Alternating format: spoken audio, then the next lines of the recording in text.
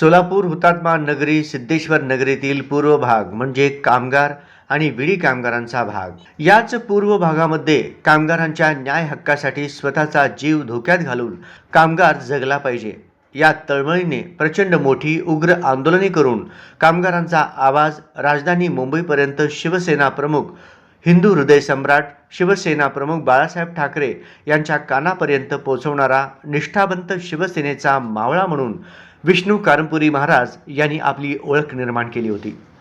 गेल्या 30 वर्षापासून शिवसेनेवर आणि शिवसेना पक्षावर अतिशय जीवापाड प्रेम करणारा, तळहातावरील फोडाप्रमाणे शिवसेना या पक्षाला जपणारा निष्ठावंत मावळा म्हणून ओळख निर्माण केलेल्या विष्णू कारंपुरी महाराजांनी अचानकपणे शिवसेनेच्या सर्वच पदांचा आणि विशेष म्हणजे शिवसैनिक पदाचाही राजीनामा दिलाय। अतिशय सामान्य आणि गरीब कुटुंबात दारिद्र्य पाचवीला पुजलेल्या अवस्थेत जीवन जगणाऱ्या या ध्येयवेडा तरुणाने शिवसेना प्रमुख हिंदू हृदय सम्राट शिवसेना प्रमुख बाळासाहेब ठाकरे यांचे विचार घेऊन शिवसेनेचा भगवा खांद्यावर घेतला आणि पुढे मागे वळून पाहिलेच नाही। 1992 ते 93 पासून शिवसेना या 4 अक्षरी शब्दाबरोबर घनिष्ठ मैत्री करून सोलापूर शहर आणि जिल्ह्यात शिवसेना आणि शिवसेना पक्षाचे विचार घराघरापर्यंत पोहोचवणारा निष्ठावंत सेनापती म्हणून महाराज यांचे नाव सर्व दूर पोहोचले आहे। सोलापूर शहर विशेषतः पूर्व भागातील महिलांचा उदरनिर्वाहाचा एक व्यवसाय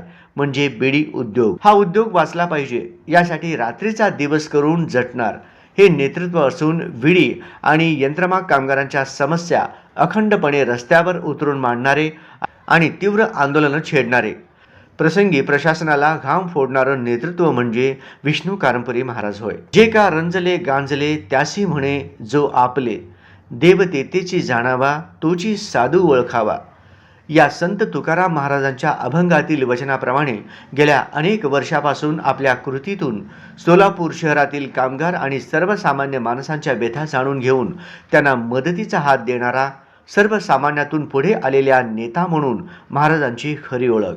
हिंदू हृदय सम्राट शिवसेना प्रमुख बाळासाहेब ठाकरे यांचे कट्टर समर्थक म्हणून काम करत असताना आपल्या जीवाची बाजी लावून सातत्याने रस्त्यावर उतरून लढणारे लढवय्ये आणि जिगरबाज आणि हिम्मतवान नेतृत्व म्हणजेच कारंपुरी महाराज होय।